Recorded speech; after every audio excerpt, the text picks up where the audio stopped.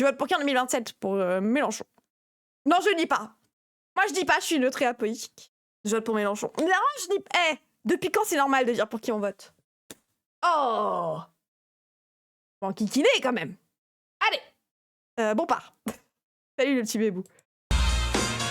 C'est Manuel Bompard, le créateur, le coordinateur national de la France Insoumise qui est avec nous aussi. Bonjour Manuel Bompard. Manuel Bompard, bonjour. En minimisant les violences de samedi soir, est-ce que vous ne faites pas le jeu, vous et vos amis, de Jordan Bardella et du Rassemblement National? Mais pourquoi vous dites qu'on a mis... Oui. Ah, j'adore ça d'ailleurs. Putain, Jordan Bardella, il a ramené un qui est, frère. On a tous mis la petite pancarte sur la tête. Je suis Pikachu. Je suis le Hezbollah. Pardon. Minimiser les violences sur la base de quoi vous dites ça? Si, vous avez dit que c'était en fait à cause du dispositif policier. Enfin, il y a toujours des bonnes raisons. Ah non, pour il n'y expliquer a pas de bonne raison. Finalement, monsieur. la casse n'aurait pas eu lieu si vous aviez été au pouvoir. Alors d'abord, il n'y a pas de bonne raison, monsieur Truchot, mais il vous aura peut-être pas échappé que samedi soir, dans les rues de France, il y avait des centaines de milliers de personnes. Alors vous pouvez décider, si vous voulez, depuis 2 jours, de résumer la soirée de samedi soir à des incidents que je dénonce et que je condamne, y compris depuis le premier jour. Mais il y a aussi des centaines de milliers de personnes samedi soir qui ont fait la fête dans des bonnes conditions. Et il y a eu aussi, sur les réseaux sociaux, des images de solidarité, de fraternité humaine qui, moi, m'ont beaucoup touché. Et je trouve que ce serait bien qu'on en... Putain, j'aurais bien aimé qu'il fasse une Ruffin. Je pense à Mireille. Mireille qu'on a vu jouer avec des gens et dire que c'était ses petits-enfants. Après, oui, je pense que c'est majorité des gens qui étaient à Paris qui ont fait les petits moments comme ça, quoi. Après, bien évidemment, on a le surfocus sur les violences, mais c'est parce qu'on a aussi beaucoup de médias qui aiment bien mettre des surfocus sur les trucs qui se passent mal. Mais c'est parce que c'est un biais de négativité, ça vend plus de parler des choses qui se passent mal, quoi. Et pour Mireille, allez. Parle aussi. Pour le reste, oui, vous avez raison. Je considère que la manière avec laquelle ont été organisées les célébrations, les festivités de samedi soir suscite une interrogation et un débat. J'observe que quand les choses elles ont été organisées, par exemple, en encadrant la fête. Parce que la fête, ça s'organise, ça s'encadre, et ben ça s'est mieux passé. Moi, je sais par exemple que le maire de La Courneuve, qui est un maire insoumis à Lidjouara, il a organisé une fan zone dans sa commune et il n'y a pas eu de débordement, ça s'est bien passé. Parce que Après, bon voilà, il y a toujours la critique du truc des fan zones où, après, est-ce qu'on est sûr qu'il n'y aurait pas eu le même traitement social juste en interdisant les banlieusards d'être dans les fan zones et tout. Mais c'est vrai que déjà, avoir une organisation de fan zone serait une première bonne idée, quoi.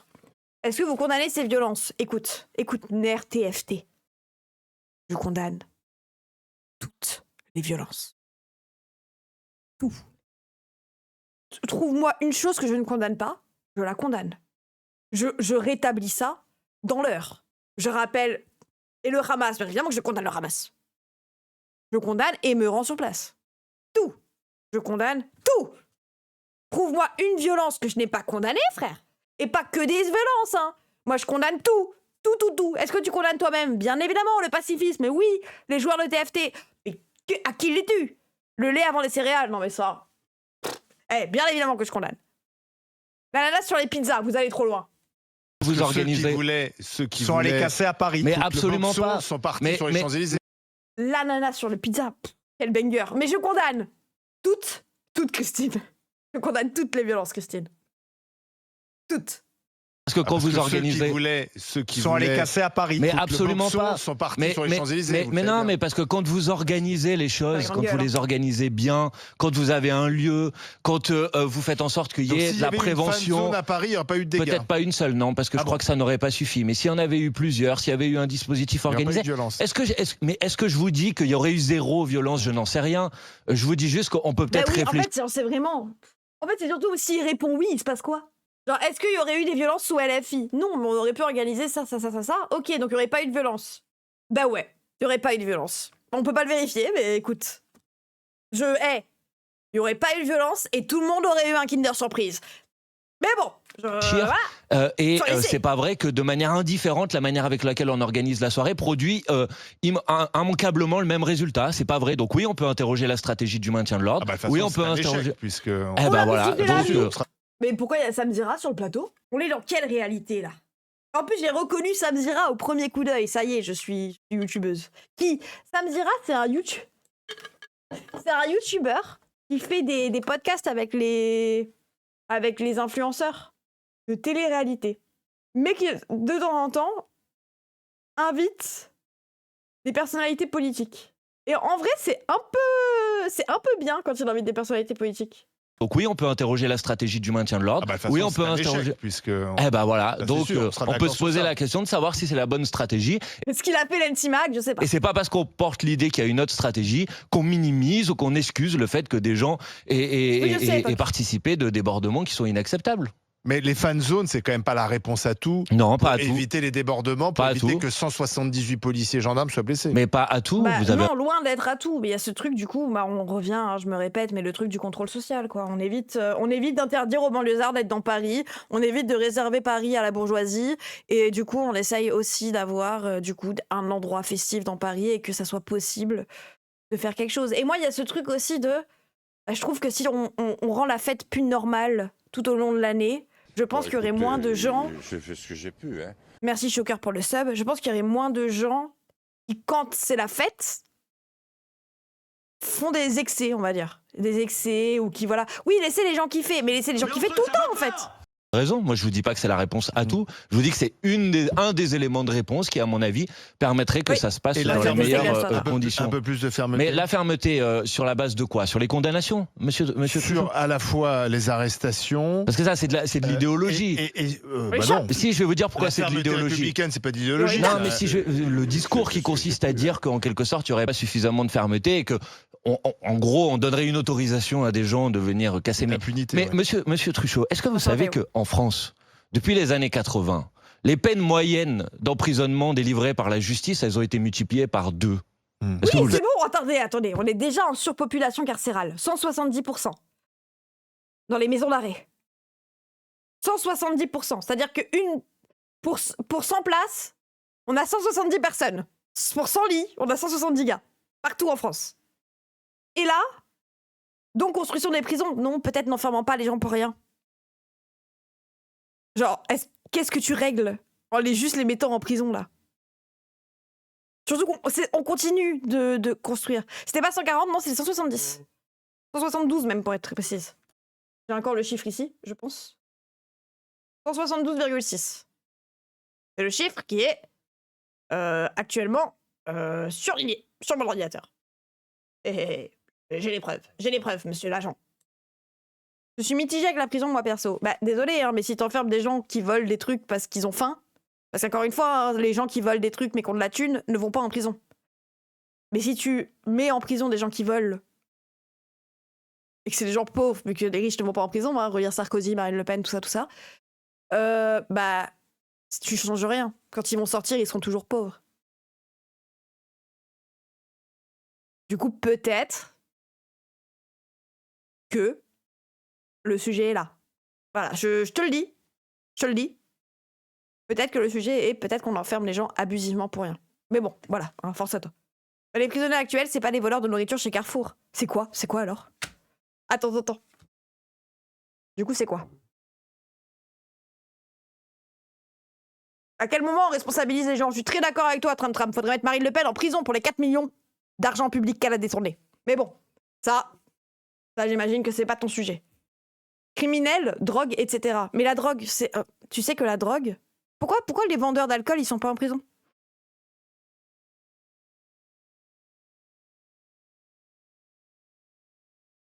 Tu es au courant que la drogue, si tu parles de cannabis, etc., ça, c'est moins nocif que l'alcool. Et je dis pas que l'alcool devrait être interdit, moi. Mais pour moi, je pense qu'il devrait légaliser le cannabis. Déjà, parce qu'on le compte déjà dans le PIB français, tout ce que la vente de cannabis, on pense que ça engendre. Genre, le chiffre économique de ce que la vente de cannabis engendre, on le compte dans le PIB. En l'estimant. Donc, pour te dire, il y a un business, je pense. Hein, et surtout, oui, on le légalise, on rend la chose vendable dans des endroits où on peut le réguler, ne pas en vendre aux mineurs, etc., etc., etc. Et du coup, tu peux même mettre un cadre de règles autour, l'interdire au volant, etc., etc. Comme ça, tu peux même interdire, trouver les moments où c'est acceptable d'en fumer, etc., etc. Parce qu'actuellement, dans tous les cas, c'est inacceptable dans tous les cas. Donc, les gens, ils font un peu de la merde tout le temps. Parce que t'aies fumé chez toi ou au volant, que t'aies fumé en achetant un majeur ou un mineur, c'est pareil. Prends la même peine. Donc autant légaliser le truc pour le régulariser. Et pouvoir faire des campagnes de santé publique. Et de prévention. Ouais, voilà. Genre, tu vois. Donc en plus. Et donc, bon, on pourrait sortir plein de gens de prison comme ça aussi. Les anti-cannabis restent bourrés à 7 heures. C'est vrai que l'alcool. Non, mais bien sûr qu'elles sont exécutées, monsieur. Ah, excusez-moi, mais Beaucoup quand il y a une peine de prison. Ah, bah si, elles sont exécutées. Regardez par exemple, sur les 13 prévenus qui ont mais ça, été, c'est pas de l'exécution jugés de peine, en comparution immédiate. Non, mais attendez, vous êtes extraordinaire. Il y a eu de la prison ferme, oui. Mais la personne qui a été condamnée à la prison ferme passera pas une seule journée en prison. Attendez, il y a une loi qui dit qu'il y a un aménagement automatique de la peine lorsqu'on est condamné à moins d'1 an de prison ferme. Précisément, Attendez. C'est les mêmes gens qui ont chialé quand Sarkozy a fait 20 jours de tôle. C'est pas bien, Sarkozy va aller en prison, nanani, c'est horrible. Et là, quand un gars a un aménagement de sa peine comme Sarkozy, c'est très grave. Quand est-ce qu'on responsabilise les gens, comme dirait Troum Troum là dans le chat? Je l'ai appelé Troum Troum, je sais plus c'est comment son pseudo. Bah moi j'ai subi un viol en 2020 et là il dort en prison, je suis bien content. Moi, quoi? Oui, bah comme tu veux, Zouf, je m'en bats les couilles. Oui, force à toi, je m'en fous. J'ai été violée en 2021, le gars est pas en prison, j'en ai rien à foutre. Ça n'a pas changé mon viol. Désolé, hein, les gens, mais je vais pas. C'est en mode, désolé, tu trop bad up. Oui, bah force à toi là-dessus. C'est ton rapport à la prison. Oui, ok. Ça change quoi? Tu es moins traumatisé de ton viol? C'est plus grave? Oui. Putain, j'ai pré-shot qui, elle, allait parler de violeur. Oui, c'est en mode, oui, bon. Et est-ce que, du coup, quand il va sortir, il y aura quoi? Merci, enfin, pas de ouin. Bah... Et on dit que je suis dark. Bah, les gens, c'est bon, frère. On est tellement tous violés. Je vais pas pleurer à chaque fois que quelqu'un dit qu'il est violé. Force à toi, vraiment, premier degré. Mais moi, je déteste quand les gens me plaignent.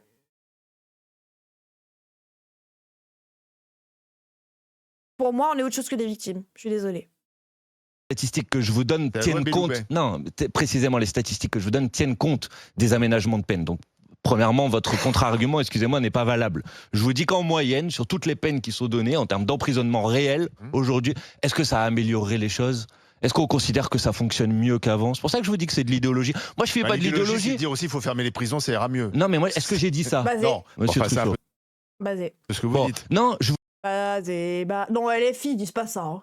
LFI veut mettre des flics. Je vous dis juste que la méthode qui consiste à faire les shérifs tous les ans sur les plateaux de télévision en essayant de faire des concours de fermeté, de vous allez voir ce que vous allez voir avec moi, ça va pas être différent. C'est ce qui est à l'œuvre depuis des années et des années en France. Ça n'a jamais produit des résultats. Est-ce que vous savez aujourd'hui que quand vous faites une peine de prison ferme, dans les 5 ans qui suivent, 60% des personnes récidives. Donc vous pouvez prétendre que c'est la solution si vous voulez. Sauf que tout le monde sait que si vous prenez un gamin qui fait une bêtise, qui dans un attroupement comme ça fait quelque chose qui n'est pas normal et que vous le mettez en prison, et vous avez plus d'une chance sur 2 que quand il ressorte, il ait appris l'école du vice. Mais donc si vous voulez, si c'est ça votre solution, allez-y, faites ça. Mais c'est ce qui est à l'œuvre depuis des années. Mais parce non, que vous refusez qu'on construise des nouvelles places de prison. Mais il n'y a jamais eu autant de gens en prison qu'aujourd'hui, monsieur Truchot.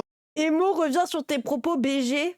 Les gens capables de violer dans cette société, il n'y a pas d'autre solution que de les enfermer. Non, je suis pas d'accord. En fait, genre, premier degré, hein. On va pas revenir sur tout le débat là-dessus, etc., etc. En enfermant les gens, tu ne préviens rien. Et du coup, les viols continuent.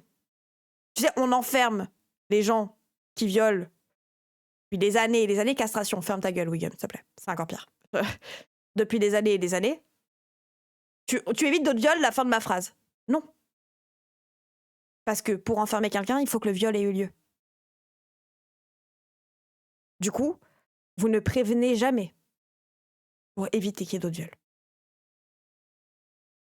Mais ne rien faire, c'est pas une solution non plus. Est-ce que ne pas les enfermer, c'est ne rien faire? Alors encore une fois, le monde, c'est où tu enfermes quelqu'un littéralement, ou tu ne fais rien. Voilà. Il y a que 2 choix. Que 2 choix, putain. Et où on l'enferme et on le tue, ou bah, on lui offre un Mars. Voilà, c'est les 2 solutions. Ils ont besoin de soins. Bah, ils ont besoin aussi que peut-être on réfléchisse à pourquoi il y a des gens qui veulent. Pas pour dire oh là là les pauvres. Je suis pas en train de vous dire oh là là les pauvres. Mais je suis en train de vous dire pourquoi il y a des gens qui violent. Comment est-ce qu'on arrive à ce qu'il y a des gens qui violent dans cette société? peut-être la culture du viol, peut-être parce qu'on normalise le viol, parce qu'on normalise le patriarcat, peut-être l'éducation. Non, c'est vraiment la société. Hein. Je veux dire, le président a littéralement dit « Oh, Depardieu, c'est pas si grave. » Tu as porté plainte ou tu n'as pas voulu? Non. La culture du viol, oui, littéralement, le président a dit « Depardieu, c'est pas si grave. » Littéralement, quand une meuf sort en jupe, elle l'a un peu cherché. Littéralement, oh là là, les meufs, elles se sexualisent dans les clips, c'est pas bien. Parce que vous refusez qu'on mais non, il n'y en a jamais eu autant. Le sujet, c'est pas qu'on les entasse. Il n'y en a jamais eu autant qu'aujourd'hui.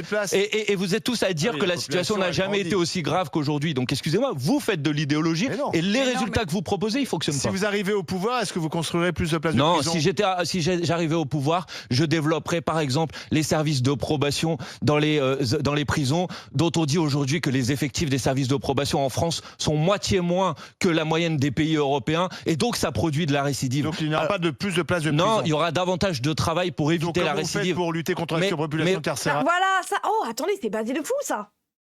Il y aura davantage pour éviter la récidive. Et c'est dans ça que ça sent que la logique anticarcérale. C'est que on essaye d'éviter que la personne déjà récidive en la réhabilitant à la société, comme si... Alors, je suis pas en train de vous dire réhabiliter dans le terme de... On va refaire ton processus, mais il y a ce truc de... en te redonnant une place dans l'espace social pour essayer de favoriser le fait que tu n'en fasses pas.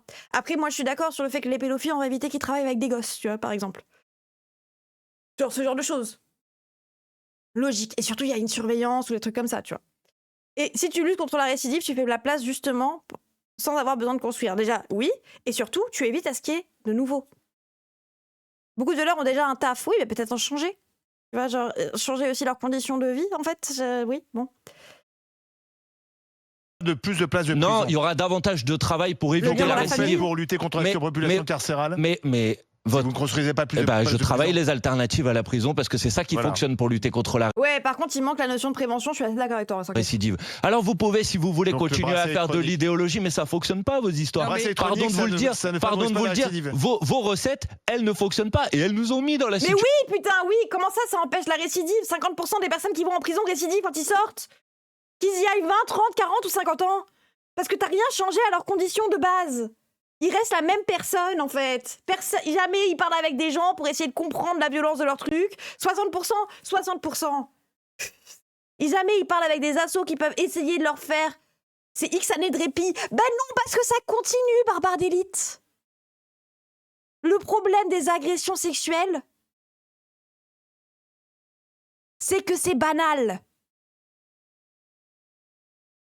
C'est que tu te fais littéralement l'endroit où il y a le plus d'agressions sexuelles, c'est au sein de ton cercle familial. Tellement c'est banal. C'est des gens en qui tu as confiance, en fait.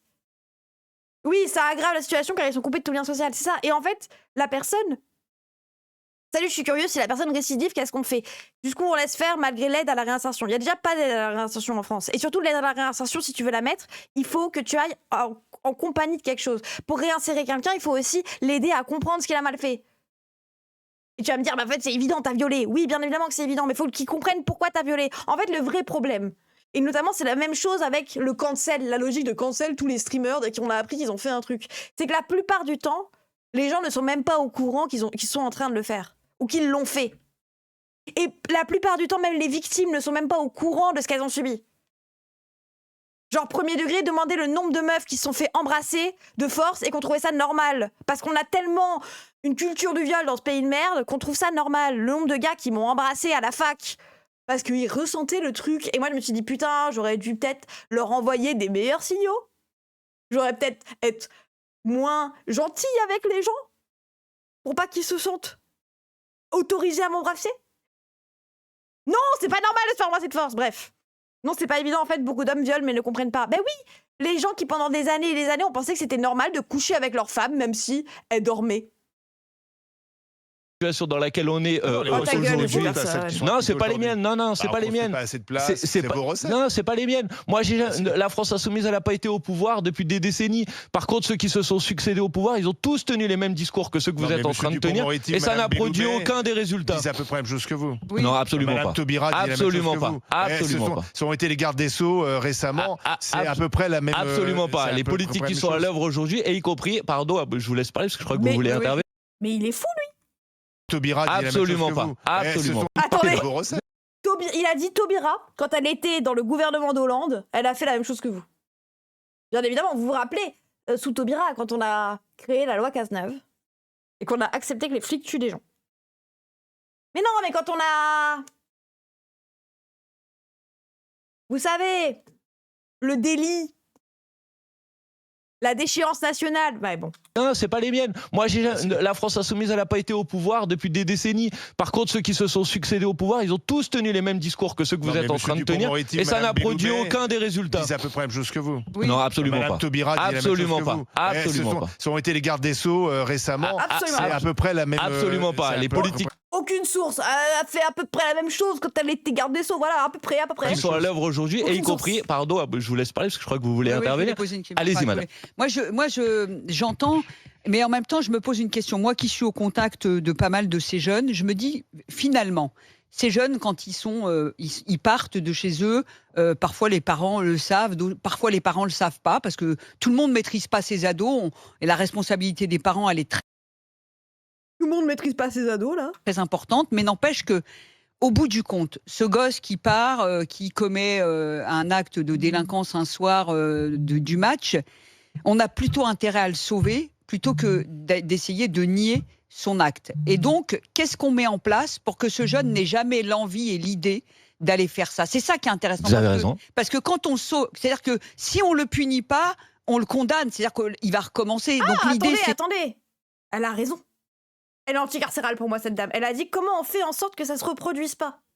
C'est-à-dire que si on le punit pas, on le condamne, c'est-à-dire qu'il va recommencer. Donc l'idée, c'est de faire en sorte de comment on fait pour que ces gosses n'aient pas envie, et ils aient envie, comme vous dites, plutôt d'aller faire la fête, plutôt d'aller s'amuser, etc. Donc les vidéos ne mentent. Ils ont fait la fête. Mais là, ils ont fait la fête, les gens. Mais c'est juste qu'il y avait une répression en face. Et que surtout, ils n'avaient pas l'espace pour faire la fête. Et qu'ils peuvent faire la fête qu'une fois de temps en temps, et on ne veut pas d'eux à Paris. Donc pas. Même s'ils sont une minorité, même si c'est pas beaucoup. N'empêche que moi, quand je vois un jeune qui gâche tout, et les parents, pour les parents, c'est pas mieux. C'est pas mieux. Moi, j'ai connu des parents, et en l'occurrence les miens, qui n'étaient pas heureux de voir les fratries, etc., faire ce qu'ils faisaient. Donc, c'est une souffrance pour tout le monde. Bien sûr. Donc, l'intérêt, c'est d'être ferme, de camper sur la fermeté pour réparer, pour faire en sorte que ces gosses, quand on les chope la première fois, ils n'aient pas envie. Ah non. Elle pense pas à comment faire pour qu'ils aient pas envie. Elle pense à comment faire pour qu'ils aient pas re-envie. Donc, il faut déjà qu'ils aient eu envie une fois, quand même. Anticarcéral, pas du tout, au final. Envie d'en refaire une deuxième. On les tue, madame, on les tue. C'est bon, comme ça, ils arrêtent. Et ensuite, punir, c'est pas faire l'amalgame. Dire, c'est pas englober tout le monde. Tout le monde sait qu'il n'y a pas tous les jeunes. Mais tout le monde le sait. Madame, à quel moment je vous ai dit, là, dans mes propos, qu'il fallait pas punir? À quel moment je vous ai dit ça? Oui, mais je vous ai absolument jamais dit ça. Mais attendez, je suis d'accord avec le début de votre raisonnement. La question devrait être plutôt comment on fait en sorte que des jeunes... Vous dites ne réitèrent pas. Moi, je vous dis... Attendez, Emmanuel Bompard, écoute. T'as raison, il faut réfléchir à ce qu'ils ne le fassent jamais. Comment préparer les conditions pour qu'ils soient assez bien dans leur société pour ne pas en arriver là. Même la raisonnement qui devrait être le nôtre, c'est d'abord comment on fait en sorte qu'il n'y ait pas ces débordements. Et ça, vous pouvez, c'est ce que je disais au début, vous pouvez quand même l'organiser. Pourquoi ça se passe bien? Vous me dites les fan zones, c'est pas la solution à tout. Mais pourquoi ça se passe mieux quand c'est organisé? Parce que dans les fan zones, vous allez avoir des médiateurs, vous allez avoir un travail de prévention. Parce que oui, c'est une souffrance pour tout le monde. Et les solutions ultra démagogiques qui consistent à dire aujourd'hui qu'on va aller s'en prendre ici aux parents, ici parce que c'est un manque, mais ça marche pas. Est-ce que vous savez, en quoi la doctrine policière? Attendez, après on parlera de qui paye la casse si vous voulez. Mais attendez. Quoi? En quoi la doctrine policière? Vous savez, est-ce que vous savez en quoi la doctrine policière? Attendez, après on parlera de qui paye la casse. Quoi? Elle dit quoi? Je pas.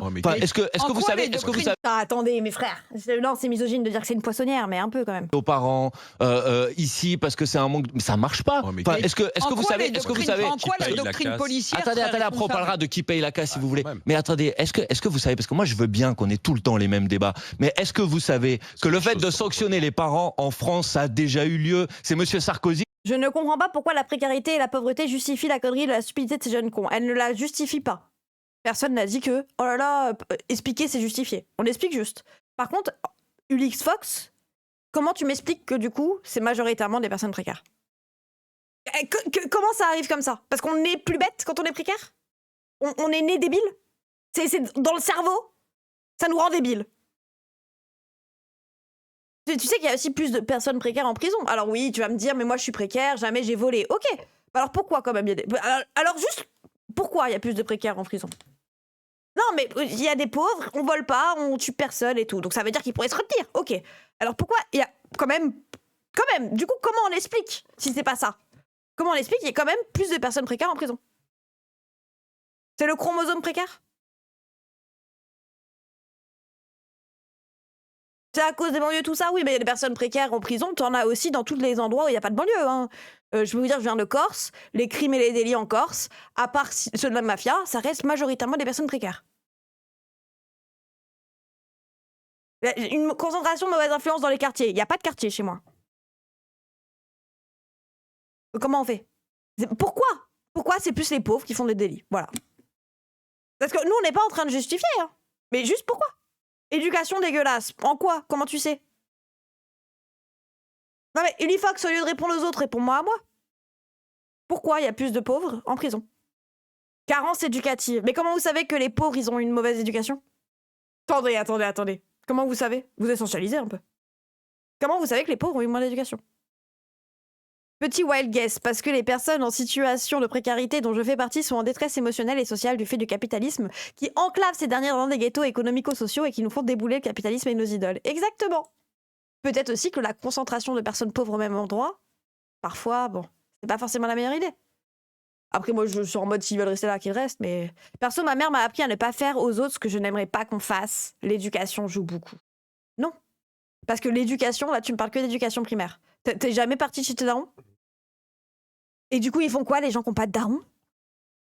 Et du coup, ils font quoi, les gens dont les darons travaillent tout le temps? Et du coup, enfin genre, ok, tu as des privilèges, bravo à toi. Après, la violence chez les riches existe, mais beaucoup moins visible. Oui, et puis c'est pas violent de voler 4 millions d'euros? C'est pas violent de faire des lois contre les pauvres? C'est pas violent d'interdire les maraudes à Paris? Vous pensez que Macron, il a été mal éduqué? Vous pensez que les députés macronistes, ils ont une éducation de merde? Non, parce que interdire les pauvres d'être par terre en faisant des mobiliers anti-SDF, est-ce que c'est violent? Laisser crever des gens dans des brancards en mettant de moins en moins d'argent dans l'hôpital public, est-ce que c'est violent? Faire un contrôle social des gens, mettre moins d'argent dans l'éducation. Ça a bien marché. Mon fils était prof. Ça a tellement bien marché, madame. Ça a tellement bien marché que ça a été supprimé Hollande, 2 ans plus tard parce que ça avait augmenté l'absentéisme scolaire. Attendez, de quoi on parle? Oh putain, je préférais à Solino. Est-ce que vous savez, parce que moi je veux bien qu'on ait tout le temps les mêmes débats, mais est-ce que vous savez que le fait de sanctionner les parents en France, ça a déjà eu lieu? C'est Monsieur Sarkozy qui a mis en place ça contre l'absentéisme scolaire. Ça a bien marché. Mon fils était prof. Ça a tellement bien marché, madame. Ça a tellement bien marché que ça a été supprimé 2 ans plus tard parce que ça avait augmenté l'absentéisme scolaire. Parce qu'il n'y a pas mieux que l'expérience. Mon fils est enseignant en ULIS. Non, l'expérience, ça veut rien dire. Mon fils est enseignant dans le 93. Oui. Il a été enseignant. Il m'a expliqué, et c'est quelqu'un qui... le 9-3, là. Les enfants. Il vous a expliqué, et vous savez ce qui s'est passé? La mesure n'a pas été appliquée. La mesure n'a jamais été appliquée. Mais par contre, elle a été dissuasive. Dites ce que vous voulez, mais... Pour lui, c'était une bonne chose parce que les enfants venaient. Lui, peut-être qu'il pensait que c'était une bonne chose, mais il me semble que... Mais non, mais parce que les enfants venaient. Mais les enfants venaient, c'est quand même le résultat est bon. Non, les enfants venaient pas, madame, puisque précisément ça a été supprimé 2 ans plus tard. C'est Hollande, par idéologie, c'est pas vrai, c'est Sarkozy qui l'a supprimé. Non. Et ça a été supprimé parce que ça avait augmenté l'absentéisme scolaire. C'est faux, vous pouvez pas raconter des mensonges. C'est faux. On comparera. Oui. On vérifiera ce que je dis. Tout ce qui peut encourager les jeunes à être assidus à l'école. Ça ne marche pas, madame. Donc le problème, c'est pas que ça soit bien ou pas bien, c'est le problème, c'est que si votre objectif c'est de lutter contre l'absentéisme scolaire, vous faites des choses et que ça augmente l'absentéisme scolaire, ça marche pas. Professeur de philosophie, question. C'est pas vrai. vrai, c'est pas vrai. On parle beaucoup de la surpopulation Ah voilà, c'est bon frère. Allez, vas-y, on parle, c'est un autre sujet, elle est pas claire elle. carcérale et justement qui empêche d'envoyer de nouvelles personnes en prison. Mais il y a une partie... Lui, palmarès de ce gars, lui, les gens, lui, il va sur Arte pour citer du Samuel Huntington et pour valider la théorie du grand remplacement. Et il l'invite. Ah bon? Je vous jure que ce gars, je sais plus dans quel débat, il était en mode, mais comme disait Samuel Huntington, c'est un droitard prime, vraiment. Importante des détenus qui sont de nationalité étrangère et qui n'ont pas la nationalité française. Est-ce que vous en savez? Est-ce que... Bon, on a les chiffres. Ah, vous les avez? Allez-y. Il y a une partie importante des détenus qui sont de nationalité étrangère et qui n'ont pas la nationalité française. Est-ce que vous en savez? Est-ce que... Bon, on a les chiffres. Ah, vous les avez? Allez-y, donnez-les alors. Est-ce que si on les expulsait... Est-ce que si on les expulsait une fois leur sortie de prison, ce qui les empêcherait de récidiver sur notre sol et donc de retourner prendre une place en prison? Est-ce que l'expulsion de délinquants étrangers qui ne sont pas français, qui n'ont pas la nationalité française, est-ce que vous y êtes favorable ou pas? Et si vous n'y êtes... Bah du coup, ils vont récidiver autre part. Si t'as peur qu'ils récidivent en France, ça veut dire que t'as peur que les gens qui sortent de prison récidivent, donc déjà tu valides que la prison c'est de la merde, et que ça sert à rien et que les gens récidivent derrière, et qu'il n'y a aucun accompagnement thérapeutique, il n'y a rien pour faire en sorte que la personne ne récidive pas. Bon, déjà tu l'assumes. Et de deux, mais du coup il va le faire ailleurs. Là sur l'image, j'aime bien que c'est des idées de merde, c'est vrai. Ça ne le dérange pas tant que c'est pas ici. Ah ça, il faudra en parler un jour. Hein. Némésis qui nous font les violeurs étrangers dehors. Ok, bah du coup t'es pour le viol. Mais dehors. Enfin, dans un autre pays, quoi. Ouais, tu veux déporter le problème, mais du coup, il y aura quand même des femmes violées, vous n'êtes pas féministes. Voilà. En fait, c'est vrai. Les gens qui disent si, Némésis, elles sont féministes, mais fémo-nationalistes. Oui, ok, oui. Non, elles veulent qu'ils les violent, quoi. Donc, bon. Morandini, oui, aussi. Pas favorable, pourquoi? Attendez, mais d'abord, excusez-moi, vous dites on a les chiffres, allez-y, donnez-les. Si elles sont données par le garde. Allez-y, oui, donnez-les alors. Par les gardes, Si c'est à peu près 20% de la, voilà, 27% de la population carcérale. Donc non, mais attends. Ok, 27% de la population carcérale, mais combien de ces 27% sont en prison parce qu'ils sont pas nationalisés français et que du coup ils se tiennent illégalement sur le territoire? De combien de ces pourcents de ces gens sont dans des cras? Oh bah zut! C'est étonnant quand même. Vous voulez dire que le fait qu'être un migrant illégal est un crime fait partie des raisons pourquoi les gens en prison sont des migrants? Peut-être que c'est pour ça parfois qu'ils sont arrêtés? Alors bien évidemment, il y a d'autres problèmes, hein. Il y a des gens, ils ont fait autre chose. Mais peut-être, il faut y penser parfois. Attendez, on les expulse. C'est extraordinaire parce qu'en fait, vous avez décidé sur la base de ce qui s'est passé samedi soir de dire que c'était des personnes de nationalité étrangère. Attendez, je vous dis donnez les chiffres, vous me donnez les chiffres de la population carcérale. Donc rien à voir avec les événements de samedi soir. Je n'ai jamais dit ça. Je vous arrête. Parlez des prisons. Parce que je dis que les gens qui ont commis ces violences, ce ne sont pas des étrangers. Mais si on expulse les étrangers qui sont en prison, on libère des places en prison.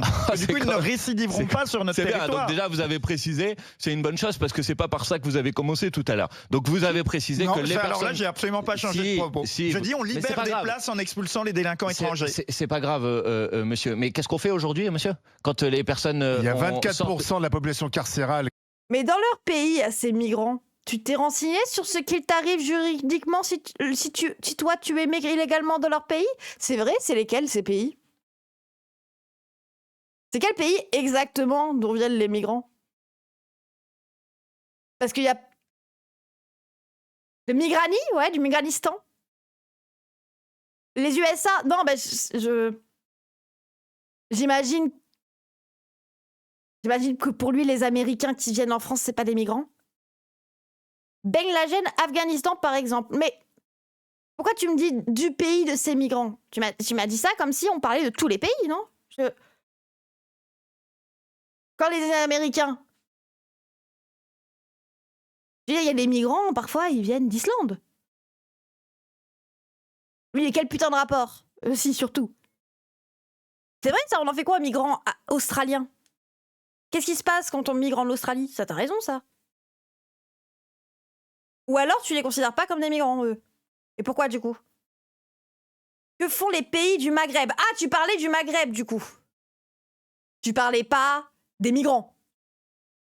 Pourquoi t'as dit les migrants, du coup? C'est les seuls que tu veux renvoyer, c'est ça? On a dit ça comme si tous les migrants venaient de là-bas. Sauf les blancs, c'est ça en fait, c'est juste les blancs qui te dérangent. Et qu'est-ce qu'ils font les migrants les pays du Maghreb, aux illégaux subsahariens? Mais tu crois que je trouve ça basé? Et en fait, quel rapport? Est-ce que... Non mais attendez. Mais vous savez qu'avec ce genre de justification, tu t'aurais dit en 1940, mais vous savez ce qu'ils en font aux juifs en Allemagne? Bon ben ça va, nous on peut les frapper quand même. C'est moins pire. La réflexion est débile, hein. Là-bas, ils font pire que nous. Donc ça justifie de frapper les gens. Non, ce soit normal en fait. Qui étaient étrangères, ce sont des données communiquées par le ministère de la Justice. Ok, donc vous parlez de la population carcérale, pas des personnes qui ont été, concernées par les événements de samedi soir. Oui, parce qu'on n'a jamais dit, on n'a jamais parlé. Qu'est-ce qu'on fait aujourd'hui? Si, peut-être que vous n'en avez pas parlé, mais moi, non. Sur les plateaux de télévision depuis 3 jours, j'entends des gens parler que de ça. Oui, mais moi non. Et y compris avec des gens disant des folies de remigration. Oui, mais moi non. Non, mais je ne parle absolument pas de ça. Il n'y a pas que vous je vous dans dis le pays de la qui place. Je vous participe donne un moyen pour libérer 24% de la récupération. C'est absolument de la récupération, mais c'est bien de pouvoir la dénoncer aussi parce que vous savez, il y a aussi plein de Sam Zira, ça y est, il y a un allié. gens qui ont fait la fête calmement et qui se sentent depuis samedi soir pointés du doigt. D'accord, mais je vais répondre à votre question. Pour libérer 24% de place. Après oui, c'est vrai que c'est chiant parce qu'en vrai, oui, il y a eu les débordements et tout, mais ça m'énerve. Oui, en fait, on essentialise tout le truc au débordement. Et pour justifier, d'interdire l'idée même de faire des trucs pour célébrer le match de foot, quoi. Genre, ouais, il y en a 3 qui cassent, du coup, bon, on annule tout. Bon, vous aurez plus de casseurs, je pense. Et je dis 3, ouais, il y en a plus, je suis au courant. Bompard, il est devenu challenger, lol, il joue à 5 contre 1. Bah, j'avoue que bon. Potentiellement. Mais ça ne marche pas. Et améliorer la situation des détenus. Vous savez pourquoi ça ne marche pas, votre solution? Parce que c'est déjà ce qu'on fait. On est censé faire. On y arrive. Censé. Ah bah oui, mais pourquoi et pourquoi on le fait pas? Vous savez? Parce qu'on n'arrive pas à avoir les autorisations des bah voilà. Donc je veux dire, vous pouvez proposer une solution qui n'en est pas une, parce que en fait, vous n'allez pas régler le problème des laissez-passer consulaires, parce que vous l'avez dit sur un plateau de télévision. Mais alors, qu'il y a la possibilité d'expulsion vers des pays tiers. D'ailleurs, l'Union européenne est en train de mettre en place ce dispositif. Ah, donc vous très bien avoir un accord avec l'Ouzbékistan. Ah ouais, lui, il veut. Oh, horrible. Désolé, mais en fait, ça, c'est vraiment la logique de droitard. J'arrive toujours pas à la choper. Parce qu'encore, j'arrive à capter comment dans leur esprit malade, ils veulent renvoyer les gens dans leur pays. Mais les déporter dans un autre pays, c'est fait, il me semble. Ouais, je sais que genre l'Angleterre, ils avaient signé un accord avec le Rwanda, je crois. Moi, j'essentialise plus les Juifs à Israël, mais eux se gênent pas à essentialiser les Arabes à la violence et à la délinquance. On est tout à fait d'accord, Manasseh. Genre, on a vraiment un arc de la droite à l'extrême droite en France, et même d'une certaine gauche, qui cible en tout le temps les Noirs et les Arabes. Et même les Noirs, hein, vraiment, genre, c'est les Noirs et les Arabes. C'est le problème pour eux. D'ailleurs, c'est aussi l'islam. C'est vraiment, ils ont tout. Et c'est contre ça, nous, qu'on se bat. Et c'est pour ça qu'il faut vraiment pas tomber dans ces biais d'essentialisation. Parce que sinon, t'en crées juste un autre pour y répondre. En vrai, la vraie réponse, elle est dans le truc de... C'est faux, en fait. Vous ne pouvez pas... non.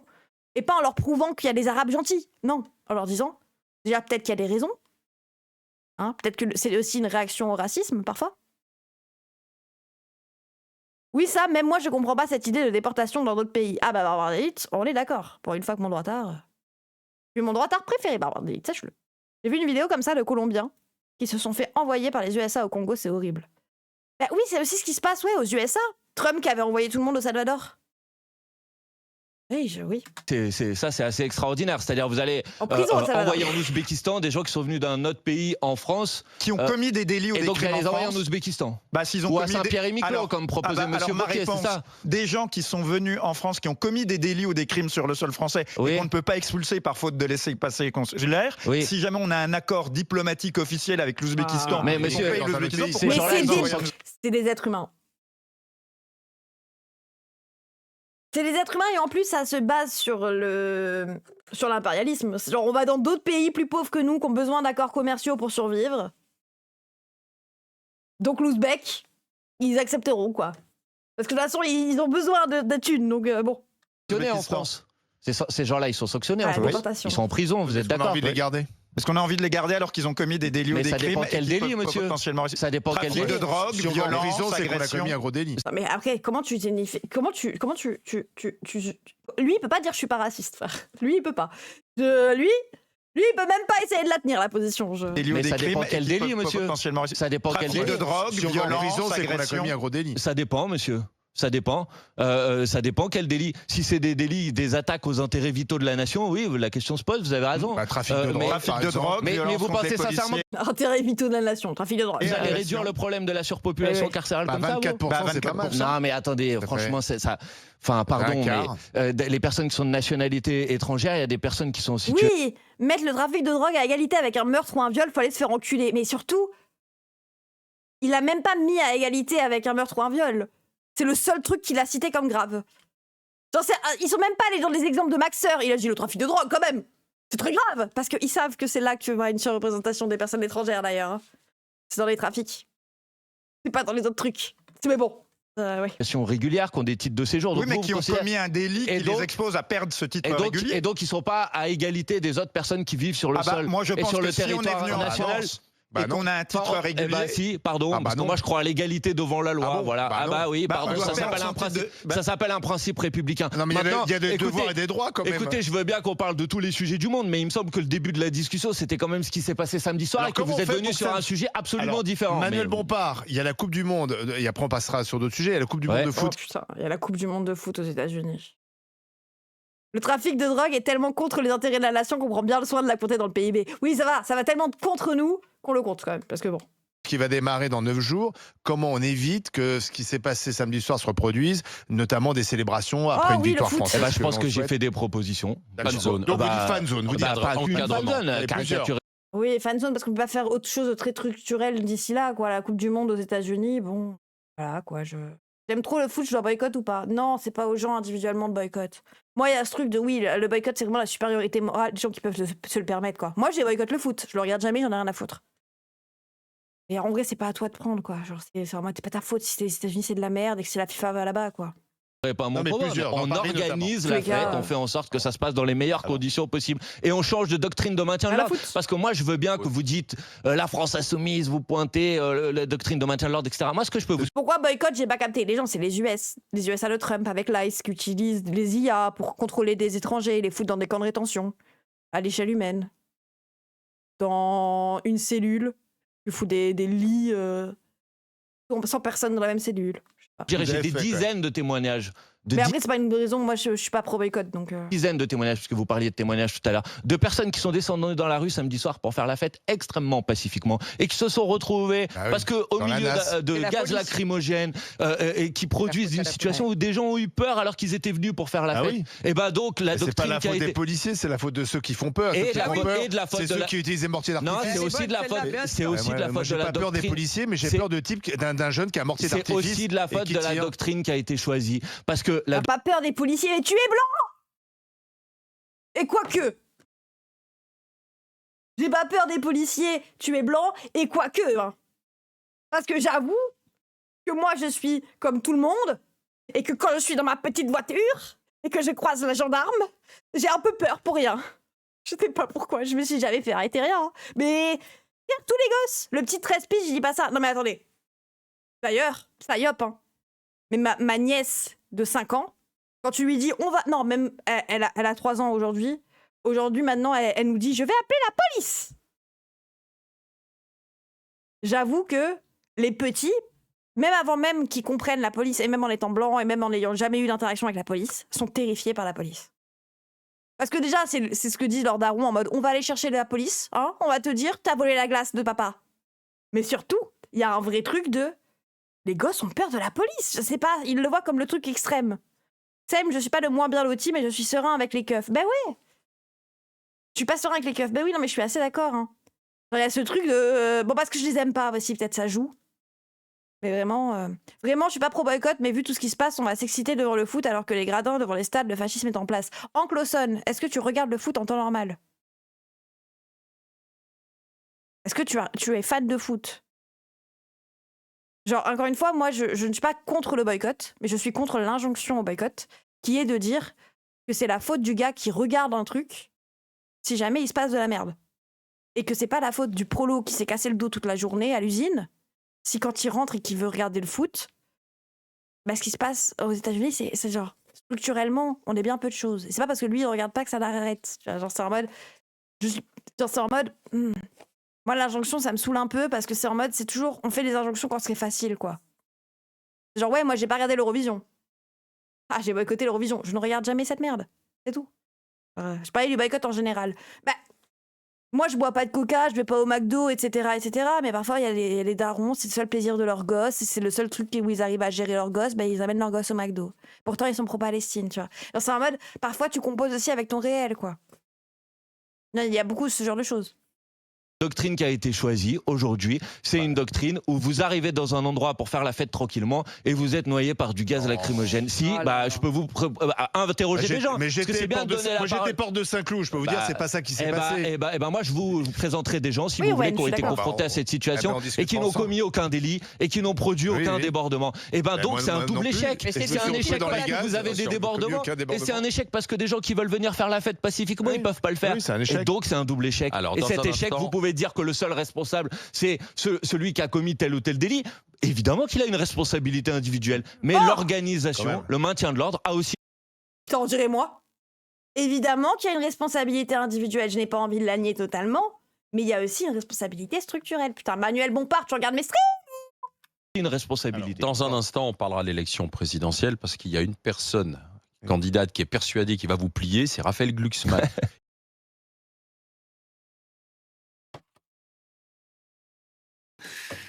Déjà, bonjour.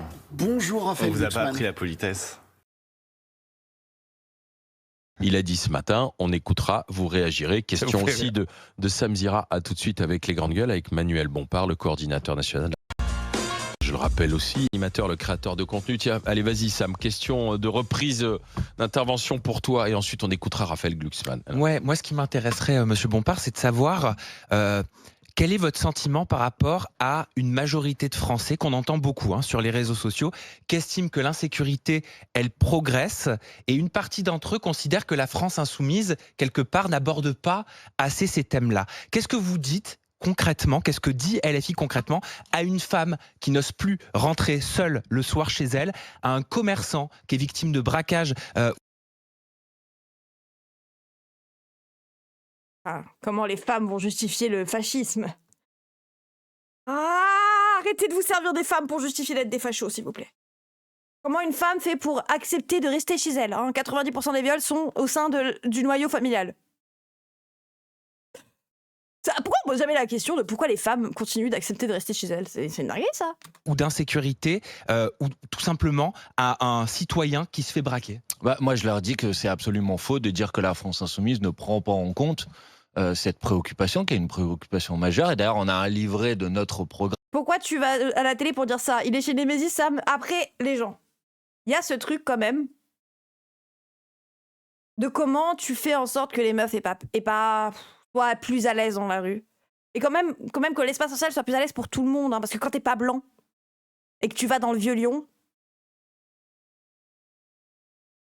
Et il y a surtout ce truc de...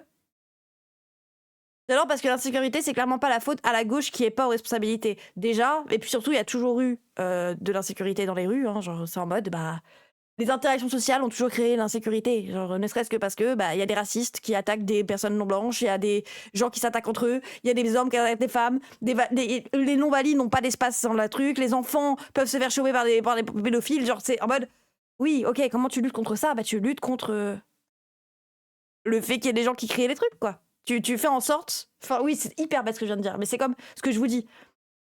Comment tu luttes contre la pédophilie, par exemple ? Tu n'enfermes pas les pédophiles. C'est pas ça qui lutte contre la pédophilie en soi. Je suis pas en train de dire qu'il faut pas enfermer les pédophiles.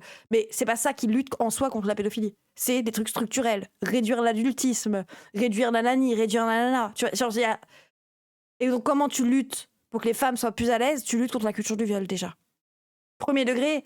C'est pas en rajoutant des caméras ou en rajoutant... C'est tu fais en sorte... La castration chimique... En vrai, les gens, le truc de la castration chimique, ça a été prouvé scientifiquement que tu violes après être castré chimiquement quand même. Ça ne change rien, en fait. Arrêtez. C'est pas des pulsions qui font qu'il y a des viols. C'est un truc structurel, en fait. Peine de mort pour les pédos. Et ça, c'est même débile, cagoule. Pour moi, dire peine de mort pour les pédos, c'est être pro-pédo. Parce que la majorité des violences pédophiles se passent au sein de la famille et que qui a envie de buter son daron? Drame qui est exclusivement consacré à ces questions de sécurité. Et ensuite, je leur dis que c'est pas parce qu'on n'est pas d'accord avec les logiques qui sont à l'œuvre aujourd'hui sur ce sujet, dont j'ai essayé de faire la démonstration tout à l'heure, que de mon point de vue, elles n'avaient aucunement amélioré la situation, qu'on n'a pas un programme et des propositions alternatives sur ce sujet. Donc pour prendre des exemples concrets, pour donner des exemples, par exemple, une femme qui aujourd'hui est menacée ou victime de violences de violences sexistes et sexuelles. Bon, il parle structurel au sein du couple. J'ai eu peur qu'ils disent une femme qui subit dans la rue, là. Bon, on va séparer la rue en deux, on met les hommes et les femmes. Les filles, de temps en temps, ils sont un peu bébêtes là-dessus. Ou de harcèlement dans la rue, et il y a des réponses qui sont pas forcément celles que le gouvernement défend et qui, à mon avis, sont plus efficaces. Lesquelles ? Un travail pour vous donner un exemple, sur toutes les questions liées au sexisme, par exemple, il y a toute une question de prévention qui est indispensable. Il y a une question de formation dans les administrations publiques, parce que vous savez très bien qu'une femme, par exemple, qui est victime de violences sexistes et sexuelles aujourd'hui, un de ses problèmes, c'est que au moment de sa plainte ou au moment de la procédure judiciaire, ça va pas jusqu'à son terme et que sa situation n'est pas reconnue comme telle, que parfois sa plainte n'est pas prise au sérieux.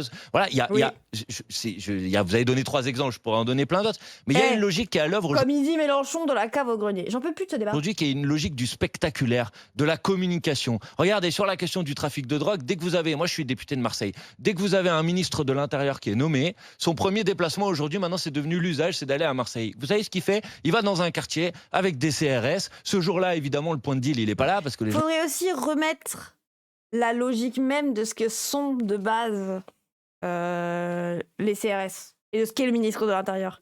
Que le fait que le ministre de l'Intérieur aille directement faire des actions avec les CRS en mode ils sont grave potes. Genre, on rappelle de base, le ministère de l'Éducation, il est là pour taper sur les doigts des profs. Vous avez déjà vu un autre ministère que le ministère de l'Intérieur être aussi dans le sens, aller autant dans le sens et sucer autant les personnes qu'il est censé administrer? Genre, le ministre de l'Éducation n'est pas H24 en train de défendre les profs, au contraire, il dit qu'il en faudrait moins. Ou qu'ils prennent trop de congés maladie, ou des trucs comme ça. Ils sont pas fous, quoi. Ils voient les CRS et le ministre arriver, ils partent. Et puis, quand le ministre est parti avec les caméras, le lendemain, le point de deal, il revient. Et qu'est-ce qu'on a fait améliorer? Rien. Par contre, on a fait de la communication. Moi, j'ai une autre proposition sur ce sujet. Investir et mettre le paquet sur la police judiciaire, remonter les réseaux, remonter les filières, aller s'attaquer aux gros bonnets plutôt que d'aller chasser. Légaliser, Manu. C'est les petits. Mais comment vous expliquez ce sentiment qu'on a? On ne vous croit plus. On ne croit plus en nos responsables politiques. On ne croit plus. Mais ça, tu vois bien que c'est un scam, Sam. Ils sont pas responsables, du coup. Putain, on n'en croit plus, la responsable politique, du coup, vous n'êtes pas au pouvoir. Il vient de l'expliquer juste avant. Non, mais il est fait. Ces discours-là, mais oui. Attendez, ces discours-là, pardon, qu'on croit plus aux responsables politiques ou à une grande partie des responsables politiques, c'est peut-être le résultat du fait que sur toutes les élections précédentes, il y a des gens qui ont fait des promesses pendant les campagnes électorales et qui ont fait l'inverse une fois qu'ils étaient aux responsabilités au pouvoir. Par la prévention. Mais non, pas tout. Il faut de la prévention, il faut de la répression. Elle est nécessaire et évidemment aussi. Il faut de l'organisation. Mais attendez, vous pouvez pas, si vous voulez, me mettre dans le même sac que tous les autres, parce que la différence. Juste, je réagis rapide à ce que tu as dit. Normalement, l'éducation nationale devrait défendre les profs. Mais ça, je suis d'accord avec toi, Paquet. Mais le ministre de l'éducation devrait déjà être moins en train de taper sur les profs, je suis assez d'accord avec toi, mais doit avoir un regard critique sur ce qui se passe dans la scolarité. Au lieu de défendre même les bavures, tu vois. Genre, si demain les profs se mettent à frapper les gosses, j'espère que le ministre de l'éducation va pas dire basé. L'éducation nationale, ok, mais le ministre de l'éducation doit légiférer. Tu vois. La différence entre la France insoumise et tous les autres, c'est que nous, nos solutions, elles n'ont pas été au pouvoir. Donc précisément, je pense que nos solutions, elles amélioreraient la situation. Le RN aussi. Ah bah si, Point commun. Attendez, je vais vous dire, le RN, ils sont au pouvoir dans un certain nombre de municipalités en ce moment. Ah bah oui, mais regardez le bilan. Parce que la France insoumise, c'est tout neuf. Mais attendez, mais lui, il était en train de se plaindre des délinquants et nanani nanana. Mais qu'est-ce qu'il nous raconte, ce foulibus, là? Marine Le Pen, pourquoi tu la suces comme ça, là? 4 millions d'euros! Attendez, je vais vous dire, le RN, ils sont au pouvoir dans un certain nombre de municipalités en ce moment. Ah bah oui, mais regardez le bilan, parce que la France insoumise, c'est tout neuf. C'est depuis ces dernières municipales. Bah, la France insoumise, là où les maires ont été élus, c'est la gratuité de la piscine au moment de la cantine scolaire, c'est la gratuité de la cantine. Il y a des retours en là où le arrière. Rassemblement national est au pouvoir, on s'attaque. C'est la musique du général Pétain, le 11 novembre, à la mairie. Bon. Maréchal, pardon. Qu'au fait des travailleurs, on veut déloger les syndicats. 39,45. On est condamné par la justice pour. Non, en vrai, 39,45, c'est pas la bonne réponse aux gens qui disent on n'a jamais eu le RN au pouvoir. On n'a jamais eu le RN au pouvoir. 86% de vote en commun avec les macronistes à l'Assemblée nationale. Toutes les mesures économiques que propose la Macronie et que vote la Macronie, le RN vote aussi. On a eu le RN au pouvoir, on l'a actuellement. C'est pas parce que vous virez plus de Noirs et d'Arabes que vous réglez les problèmes économiques du pays. Donc si vous êtes pauvre aujourd'hui, vous serez pauvre sous le RN. Après, vous aurez juste moins de Noirs et d'Arabes.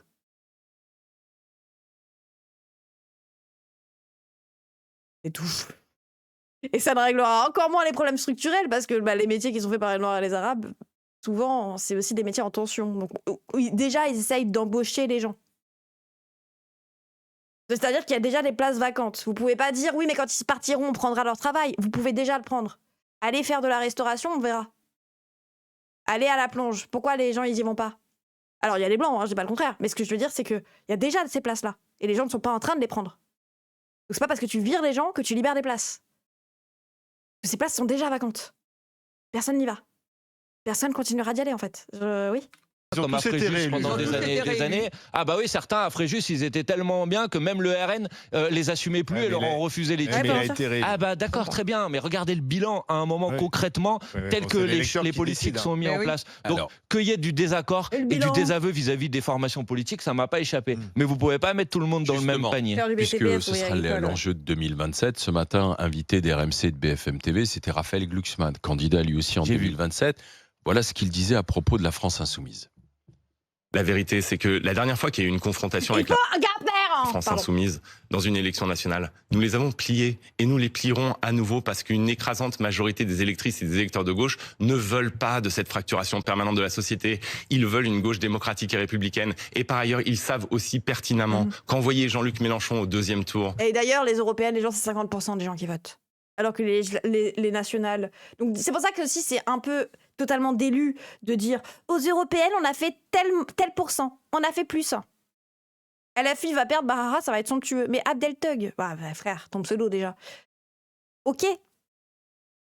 Le RN va gagner, c'est ça que tu veux? Ok. Tu seras autant dans la merde que nous, mon ref, mais ok. Je veux dire... Quand il n'y aura plus d'AME et que du coup les personnes malades, handicapées vont transmettre des maladies. Quand tu n'auras pas plus d'accès à des soins, que tu n'auras pas plus grand-chose et que tu vas être précarisé parce qu'ils vont faire du libéralisme aussi. Il y a beaucoup de choses que tu vas te prendre dans la gueule toi aussi. Mais donc, on est d'accord, Eh bien, c'est assurer la victoire de l'extrême droite. Vous allez vous faire piller par Glucksmann.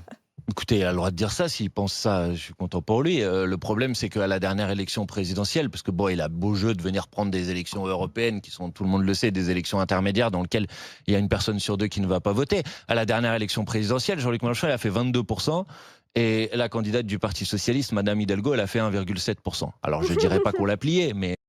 1,67, soyons précis, mais bon. Et je crois que tout le monde l'aura compris. Sur les brancards. Donc, Monsieur Glucksmann, s'il pense ça... 8 heures d'attente sur les brancards, en plus, si son but à lui, c'est de virer les Noirs et les Arabes, c'est plus que 8 heures d'attente. Parce que je rappelle que la majorité du personnel hospitalier aujourd'hui, c'est des personnes issues de l'immigration ou même des personnes sous visa. Il y a des personnes qui viennent en France juste pour travailler là-dedans. Et grâce à ça, ils ont plus de visa. Donc bon, on verra quand on aura plus d'AESH dans les hôpitaux. C'est la démocratie, il a le droit de se présenter. Moi, c'est pas mon problème. Par contre, là où il dit, à mon avis, quelque chose qui est absolument faux, c'est quand il dit, en gros, si vous êtes qualifié pour le second tour, vous pouvez pas gagner. Alors d'abord, la première chose, c'est que pour gagner au deuxième tour, le mieux, c'est d'y être qualifié au deuxième tour. C'est quand même la première. Je travaille à l'hôpital, mais dis pas la majorité du personnel, raconte pas les âneries. Vraiment, je parle du personnel d'aide-soignante. Russ, regarde les aides-soignantes dans ton emploi, tu verras. Pas forcément. Et vraiment, je crois que c'est les vrais chiffres, aides-soignantes, c'est la majorité. Alors, je te parle pas des infirmières et des médecins. Là, les médecins en reproduction sociale, c'est plus des fils de Bourges. Et les infirmières, c'est des gens qui acceptent de se faire exploiter, c'est des employés. Mais désolé. C'était sur les... Désolé, madame, j'aime bien ta data sur les votes Macron-RN, sur les votes en commun, mesures économiques, mais je ne retrouve pas tes 86%. C'est sur les récapitulatifs de l'année de l'Assemblée nationale de l'année dernière. Ça dépend où. Bien sûr que ça dépend où. Ça dépend où. En ville, surtout. Mais je peux te dire, j'ai été hospitalisée pendant 2 ans. Je n'ai jamais vu une aide-soignante blanche. Et j'ai très peu vu d'aides-soignantes qui n'avaient pas d'accent. Voilà. Infirmier, je confirme. Après, je pense que c'est majoritairement peut-être en grande ville, sûrement. Mais bon. Et aucun candidat de gauche ne l'est dans les sondages. Deuxièmement, si vous prenez les sondages, c'est vrai. Ceci étant dit, je voudrais vous faire remarquer qu'en 2022, entre le début de la campagne présidentielle et la fin de la campagne présidentielle, moi je me rappellerai toujours, au début de la campagne présidentielle, il y avait dans les sondages 20 points d'écart entre Jean-Luc Mélenchon et Marine Le Pen. En gros, Mélenchon était autour de 10, Marine Le Pen autour de 30.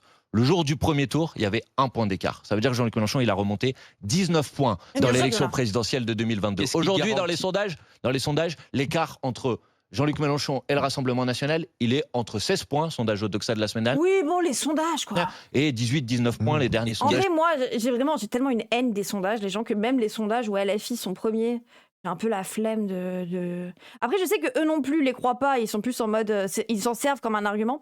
Moi, d'ailleurs, si jamais vous êtes en mode... pourquoi LFI, ils parlent des sondages maintenant, alors que toute l'année, ils crachent dessus, c'est trop CSC, en fait. Non. On se bat face à des gens qui utilisent les sondages H24. Littéralement, c'est comme ça que EELV et le PS justifient leur primaire, les sondages. Donc c'est normal que LFI réutilise les sondages quand on les baise, en fait.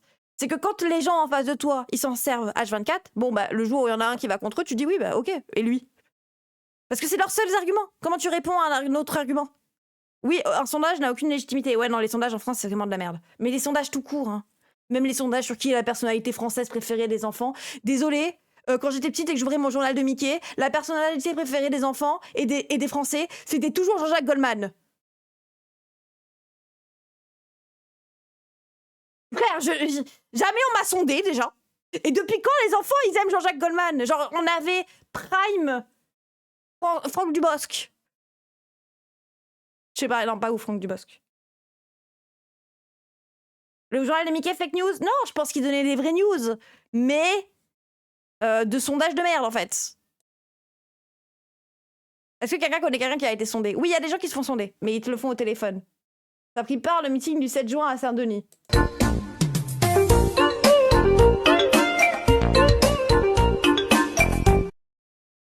Il m'a convaincu. Merci le vieux pour cette blague. Il aurait pu mettre un lol à la fin. Bref, pardon. Donc bon. Sont tombés. Pourquoi ils sont Donc la dernière fois, on a remonté davantage que l'écart qu'il y a aujourd'hui entre Jean-Luc Mélenchon et le Rassemblement national. Aujourd'hui, Jean-Luc Mélenchon? Mais d'abord parce que je pense qu'il porte un programme, des propositions qui sont tombées. Pourquoi ils sont Donc la dernière fois, on a remonté davantage que l'écart qu'il y a aujourd'hui entre Jean-Luc Mélenchon et le Rassemblement national. Aujourd'hui, Jean-Luc Mélenchon? Tu verras, mon ref. Mais pourquoi? Parce que les gens aiment LFI. Les gens adorent Jean-Luc. Non, parce que les gens, ils en ont marre du racisme. Globalement, je pense que beaucoup des voix qui vont aller à LFI, c'est juste des gens qui en ont marre du racisme. Il y a beaucoup de gauchistes convaincus, c'est nous. Beaucoup de gens de gauche pas convaincus, mais qui vont quand même voter Mélenchon. Et les gens qui en ont marre du racisme. Mais blanc comme non blanc, hein. Genre, le racisme, on en a marre, les frérots. C'est chiant, c'est bon, vous bouclez, on a des problèmes. Et vous êtes là, l'immigration. Non, frère, je suis en train de te parler que j'ai mal au doigt. Pourquoi tu me parles de l'immigration? J'ai mal au doigt. Immigration, non mais... J'ai mal au doigt, Franck. Répare mon doigt au lieu de me parler des migrants. Immigration, on n'en peut plus. T'imagines? C'est la solution à tous les problèmes. Tous les gosses qui sont mamans, pourquoi le ciel il est bleu? Bah l'immigration. Ah bah je te le donne en 1000, Philippe. Va ranger ta chambre. Désolé, mais non. Les punaises de lit, putain, les punaises de lit, c'est peut-être lié à l'immigration. Pascal Pro, bordel. D'abord parce que je pense qu'il porte un programme, des propositions qui correspondent à ce que pense une partie, peut-être pas tout le monde, et heureusement c'est la démocratie, mais une partie des gens qui pensent qu'il y a besoin de davantage de justice sociale, qui pensent que c'est pas normal qu'on ait atteint en France un record historique de pauvreté, des chiffres qu'on n'avait jamais atteint depuis les années 70, qui pensent qu'il faut rebâtir la France, reconstruire sa souveraineté. Ne croyez-vous? La rupture de stock des œufs, c'était la faute des musulmans. Putain, c'est vrai qu'on est passé par cette période. Ou s'il y avait un problème de pénurie d'œufs en France, c'était pas la salmonelle, c'était pas les problèmes avec les agriculteurs, c'était pas les problèmes des poulaillers, c'était pas un problème de poules ou de production, c'était pas un problème de libéralisme, c'était un problème de musulmans. Parce qu'ils faisaient trop de gâteaux pendant le ramadan. Et la pénurie de ville pour la Haïd, ouais. Ou pas. Qui pense qu'il faut faire la planification écologique, qui pense qu'il faut passer à la 6ème République, qui pense qu'il faut rétablir la parole de la France sur la scène internationale. Il y a plein de gens qui pensent ça aujourd'hui. Vous savez, ils voient à travers la candidature de Jean-Luc Mélenchon un vecteur pour porter ses propositions. Ne croyez-vous pas qu'au 2e tour, vous serez victime d'un barrage républicain? Alors habituellement, le barrage Moi, si. Ils sont cons. c'est pour empêcher le Rassemblement national d'accéder au pouvoir, mais là, il pourrait se retourner contre vous. Mais je ne le crois absolument pas, parce que d'abord, on a déjà dit la même chose avant les élections. Non, c'est la première fois que le barrage républicain concernerait Madame, franchement, regardez, bon. si vous voulez bien, au moment de la dissolution de l'Assemblée nationale, il y a 2 ans. Vous avez eu pendant 1 mois tous les sondages, 27 sondages qui ont été faits dans cet intervalle sur 27, qui disaient c'est l'extrême droite qui va gagner, qui va avoir le plus grand nombre de sièges, c'est M. Bardella avant qui le premier Premier tour, ministre. Avant le premier tour. Il y a un barrage républicain contre LFI, je crame tout. Moi, je sais pas si les gens vont le faire. Au pire, les gens iront pas voter, il y aura une abstention de dingue. Et on gagnera grâce à ça. Enfin, je vois pas les gens aller voter RN uniquement pour faire barrage à LFI. Pour moi, il y a vraiment un truc de... C'est comme un LFI un peu, c'est vraiment... Faut être convaincu pour voter RN quand même, tu vois. Genre, vraiment, faut le vouloir, quoi. Tu fais pas exprès. Il y aura un barrage de la droite, on l'a vu au municipal. Oui, non, mais bien sûr. Mais s'il y a le RN en face, on l'a vu aussi, ça, hein, quand LR, ils sont séparés en 2, il y a des gens, ça les dérange un peu quand même de vouloir voter RN. Il y a des gens, ils iront pas voter. Il y a des gens, ils iront voter RN. Et il y a des gens, ils vont voter LFI en se bouchant le nez, tu vois, les Klemovic. Mais il y a un monde où ça marche pas non plus, quoi. Et on gagne grâce au fait qu'il n'y ait personne qui va voter. Ça les dérange moins de voter Bardella que Le Pen. Bah ça, c'est sûr, il est plus libéral qu'eux. C'est vrai qu'il ne le voit pas comme le méchant fasciste. Ah. De l'élection législative. On disait il y aura plus de front républicain. Raison, le RN s'est dédiabolisé, etc. Bah, qu'est-ce qui s'est produit entre le premier et le second tour de l'élection législative? Mais les gens, moi, 2027, j'y crois par contre. Hein, je vous le dis direct, Mélenchon va être président. Il y a un front républicain. Il y a des gens qui se sont rendus compte que contrairement à ce qu'on entendait, y compris parfois à la télévision, on essayait de faire passer le RN pour des gentils. Ils avaient des propositions qui étaient des propositions absolument ridicules et absolument anti-républicains. Alors vous pensez qu'au 2e tour, s'il y avait un second tour Mélenchon-Bardella, pour l'instant, les sondages ne démontrent pas, mais si c'est possible, parce qu'effectivement tout est possible dans une élection, pensez vraiment que les électeurs du centre ou de la droite voteraient Mélenchon plus que Bardella? D'ailleurs, je pense que c'est la preuve que les sondages sont un scam. Le fait que les sondages ne donnent pas un second tour Mélenchon-Bardella, vraiment, ça en dit long sur les sondages. Parce que je ne vois aucun monde où c'est pas ça, en fait. Genre, Bardella ne sera pas au second tour. Après, c'est vrai que comme ça... Mais eux, ils le donnent toujours automatiquement au second tour. Mais moi, je sens que Bardella, il va se faire doubler par sa droite par Retailleau quand il va se présenter. En fait, il y a trop de gens à l'extrême droite qui veulent se présenter. Ils sont en train de se baiser un peu entre eux. Les sardoches mentaux vont aller voter pour Linard au lieu d'aller voter Marine Le Pen, des trucs comme ça, tu vois. Après, moi, je pense toujours que ça va être Marine Le Pen, les gens. Je dis toujours Marine Le Pen, d'ailleurs. Je dis Bardella pour vous faire plaisir. Hein. Mais quand j'y pense, pour moi, c'est Marine Le Pen qui se présente. Hein. T'es d'élu sur Retailleau, 7% max. Retailleau face à Marine Le Pen, il perd. Mais face à Bardella, il a ses chances. Après, oui, bon, pour moi, ça sera quand même Bardella, Mélenchon, un truc comme ça, quoi. Entièrement persuadé, et vous savez, c'est pas juste une pensée, parce que sinon vous pourriez me dire, bon, monsieur Bompard, c'est que les élections législatives de 2024, c'était pas il y a 40 ans.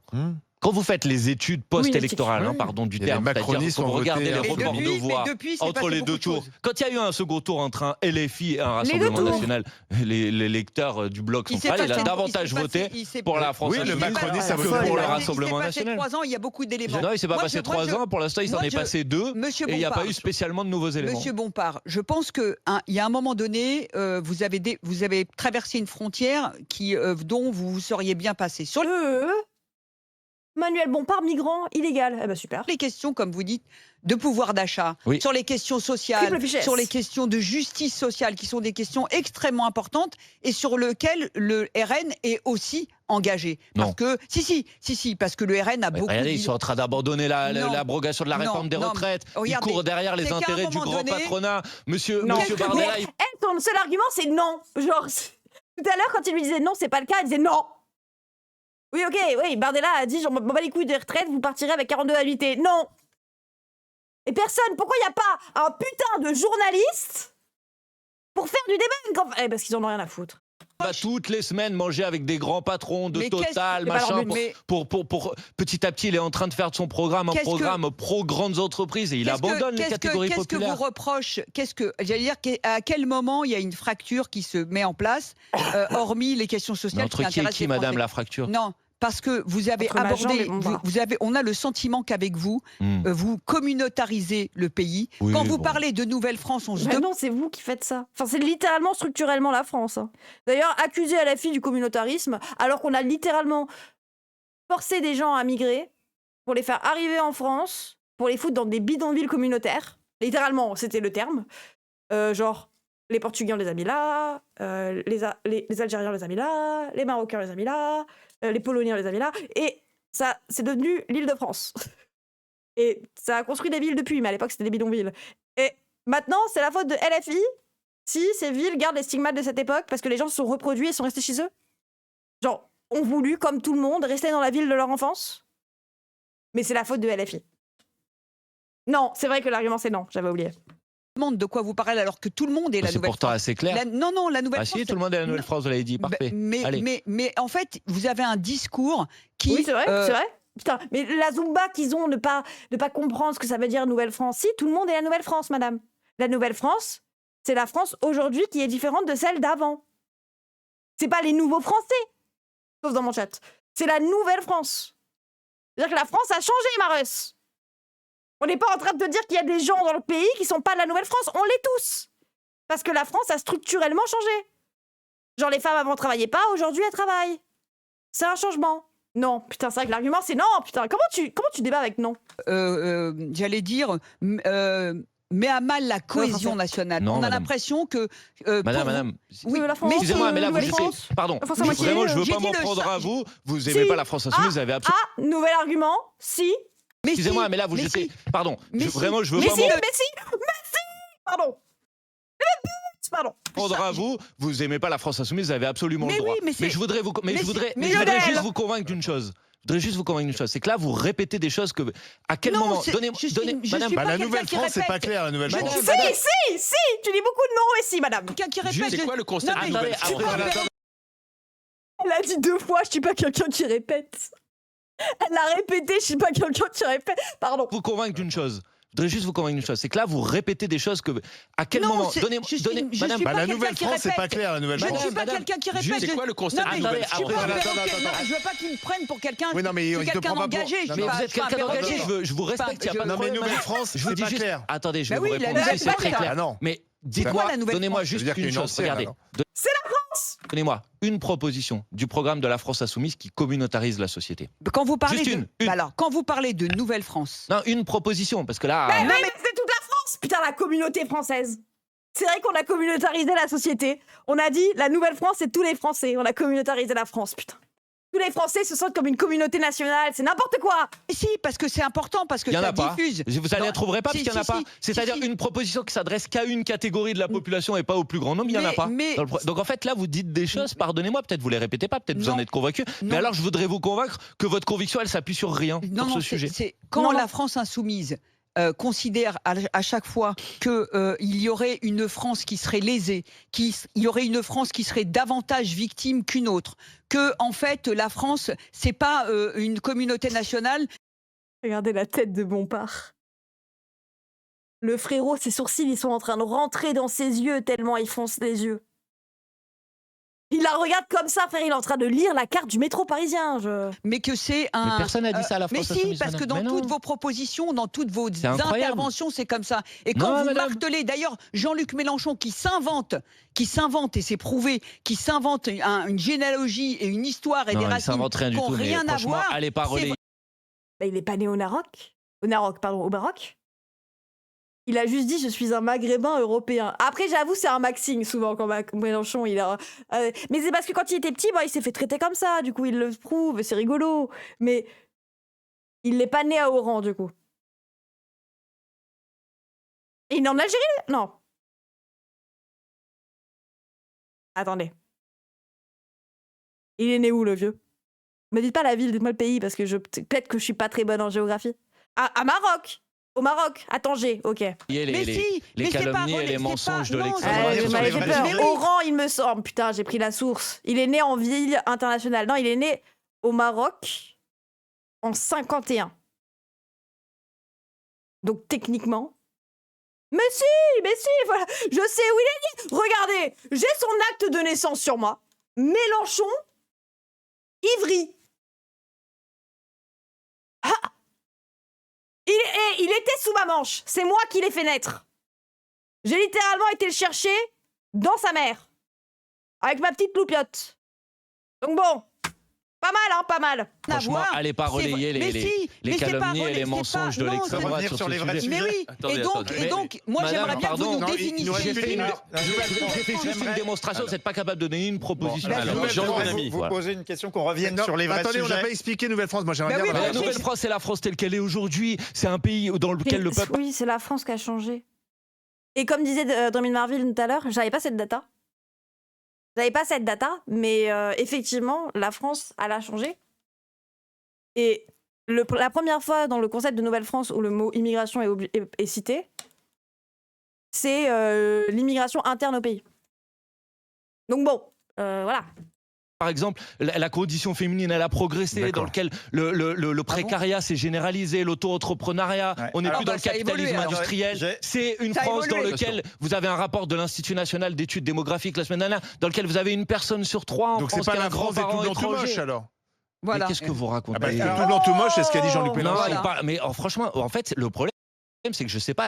Oui, vous êtes moche. Voilà. C'est mon avis, monsieur. Monsieur Truchot, regardez-vous dans une glace, au bout d'un moment, frère. On vous apprend que vous êtes moche, vous êtes hideux. Voilà. La France tout bleu tout moche, c'est toi. Toi tout seul. Voilà, toi tout seul sur ton île, connard. Oh là là, le racisme anti-blanc. Mais en plus, Mélenchon est blanc. Comment ils ont pu le croire premier degré? Et puis Mélenchon, il a un ami blanc. Il peut pas être raciste. Bon. Moi, raciste anti-blanc, j'ai une amie blanc. Mon meilleur ami même, il est blanc.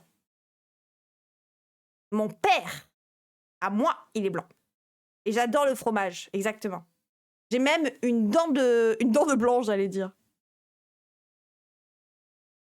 Je voulais refaire tous les mèmes de racistes qui justifient qu'ils sont pas racistes en utilisant la dent de requin.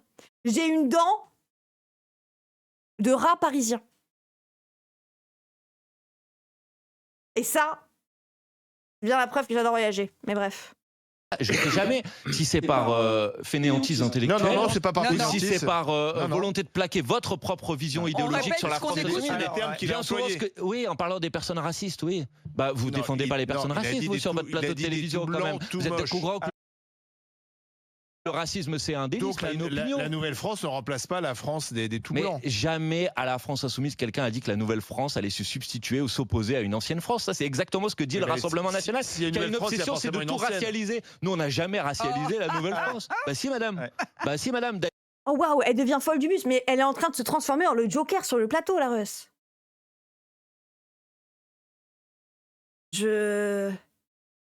Quelqu'un a pensé à la ramener chez elle après la soirée, parce que là, je préfère Mireille. C'est énorme.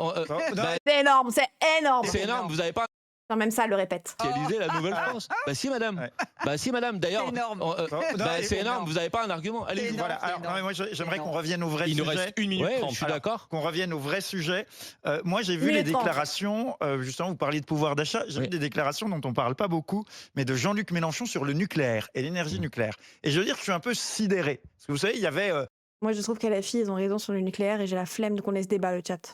Rima Hassan et Greta Thunberg sur le bateau de la flottille pour Gaza. Ouais. Bah, Greta Thunberg, elle est pour le nucléaire parce qu'elle explique que c'est le seul moyen pour lutter contre le réchauffement climatique. Ah oui. Comment vous voulez lutter contre le réchauffement climatique sans nucléaire? Comment vous voulez faire baisser la facture d'électricité des Français sans nucléaire? Et comment vous voulez réindustrialiser le pays sans nucléaire? Tout ça surtout si la demande c'est pourtant un des débats les plus importants pour l'avenir. Oui, pour moi, je pense que essayer de sortir du nucléaire en majorant les différents types d'énergie, notamment en allant plus vers des énergies renouvelables, tout en gardant une partie du nucléaire, du coup ce que proposait la fille, vu qu'ils disent à terme, donc c'est-à-dire qu'on va garder une partie du nucléaire, sachez-le, je pense que c'est notamment quelque chose que je ne peux pas défendre comme un système viable, le nucléaire. Je pense qu'il faut diversifier.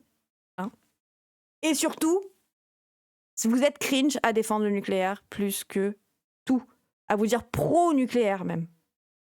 Alors qu'actuellement, on prend l'uranium dans les pays du Sud. Le jour où on prendra l'uranium autre part et que ça ne sera pas lié à l'impérialisme, en tant qu'anti-impérialisme, peut-être que je serai plus à l'aise avec le fait de défendre le nucléaire. Pour l'instant, je me définis quand même plus anti-impérialiste. Après, si vous êtes pro-nucléaire et vous vous revendiquez pro-nucléaire, et pas juste, je sais pas, en faveur quand même du nucléaire, c'est bien de le garder. Non, vous êtes pro-nucléaire, en mode pro-BLM, tu vois, pro-nucléaire. Vous êtes pro-impérialisme, quoi. Enfin, force à vous, hein, mais... On sait pas faire de l'énergie sans extractivisme. Bon, après, il va falloir que vous commenciez à penser qu'on n'a peut-être pas besoin d'autant d'énergie.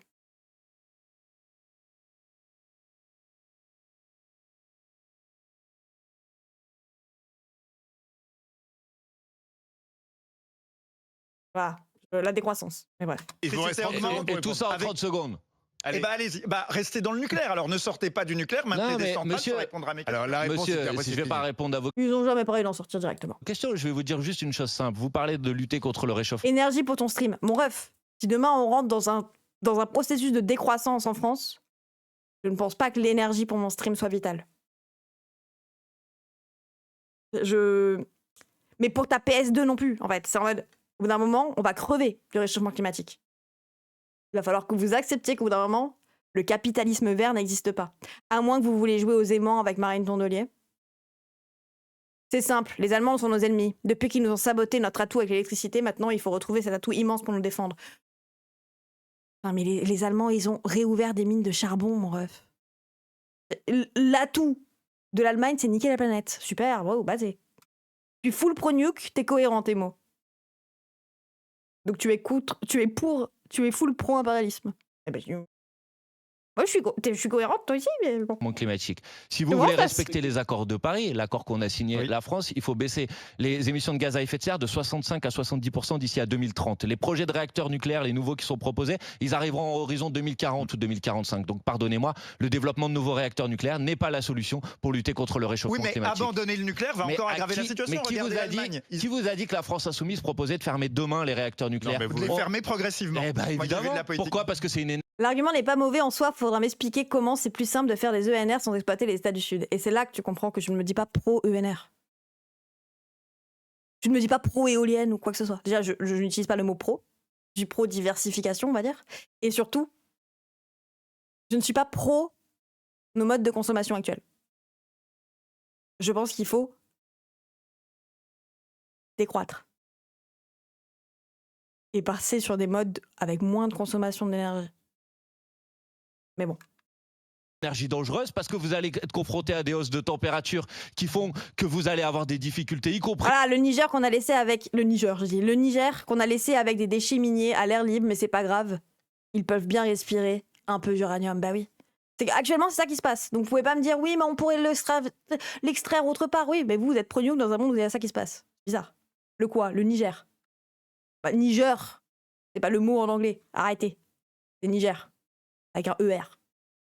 On y assiste désormais chaque été pour refroidir les réacteurs nucléaires. La France avec du éolien que vous êtes pas, comment vous électrifiez la France? Avec des énergies renouvelables, avec des politiques d'efficacité, avec des politiques moins chères qu'aujourd'hui. Parce que moi je veux bien, attendez, on va finir avec ça. Parce que vous avez parlé de pouvoir d'achat. J'ai juste une question à vous poser, parce que depuis des mois et des mois on caricature les positions de la France insoumise. Est-ce que vous connaissez aujourd'hui le prix du gasoil à La Réunion? Est-ce que quelqu'un ici le sait?